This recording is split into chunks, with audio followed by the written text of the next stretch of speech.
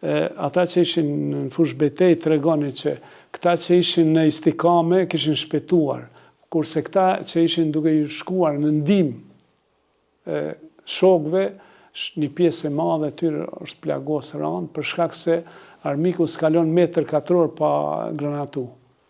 Ushtarët tanë në numër të madh u plagosën, disa dhe ranat. E kujtoj se duhej shumë gjak, dhe të gjithë ne doktorët kemi dhënë gjak atë ditë, edhe njëkohësisht i kemi operu pacientat të cilët shpëtuan. Po njëkohësisht është një moment i rëndësishëm që duhet theksuar këtu, një kontribut të madh ka dhënë doktor Shpëtimi.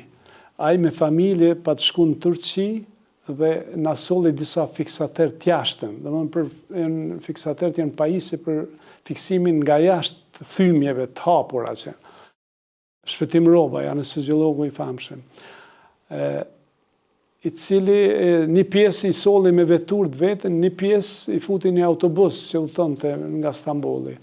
Dhe bile mund t'ju them se këto pajisje i kam përdor gjatë trajtimit të pacientëve në gjitha zonat, po konkretisht në zonën e Dugaxhinit, në Kryshec, pacientin Ismet Haskaj, e kam në kujtesë,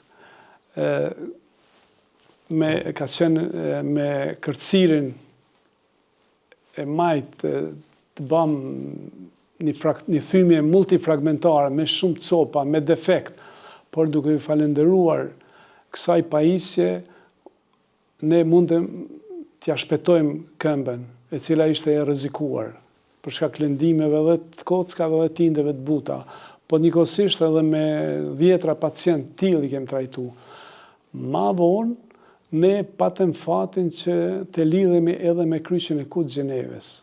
Ne kemi shkuar disa ditë para kryqit Kutë Gjeneves, ndërkombëtar Gjeneves, doktor Iliri, doktor Shpëtimi dhe unë, Ymer Aleu, kemi shku me ditë tëra që të na fusin në mbrellën e kryqit Kuq.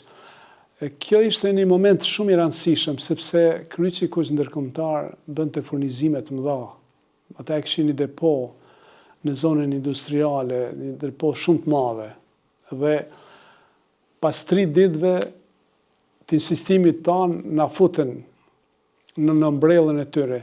Kjo na mundësonte që ne të lëvizim edhe me veturat e kryqit Kuq, mirë po mund t'ju them se gati nëse 2/3 e lëvizjeve i kemi bë me shofera privat.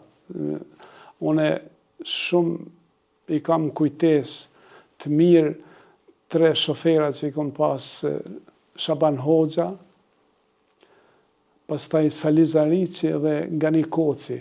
Me ta kemi udhëtu shumë ekipa jonë mjekësore, ata e ka njoft terrenin për t'ju shmangë postbllosjeve serbe. Dhe se ka njerë, ne donim të shkonim me kryqin e Kuq, po kryqi Kuq s'pranonte me shku në disa zona. Ishte rrezikshmëria që ata parashishin për ta ruajtur veten e vet.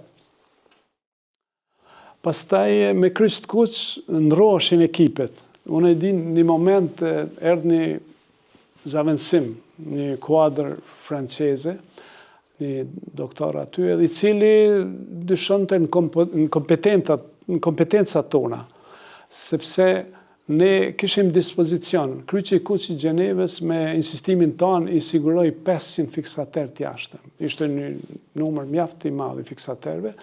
Prej tyre 250 ne i dërguam në spital kolegëve tanë që ishin atje dhe 250 i kam vënë në teren unë me bashkëpunëtorët e mi.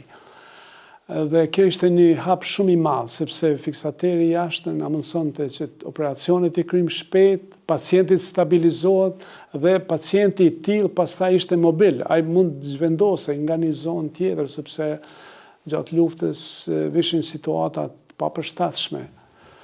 Unë vetëm dua ta përkujtoj, kam shumë momente të përkujtoj, edhe momenti kur serbët banë sulmin për ta lëshuar rrugën nga Llapushnik ku deri në Dolc, e cila ka qenë e bllokuar dikon rreth 3 muajve.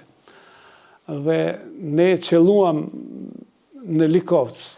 Unë kam qenë me doktor Shpëtimin Doktor Safeti, Numera Leu, Ilir Tolaj, Osman Sefia, dhe gjatë asaj periudhe erdhë një numër shumë i madh i plagosurve.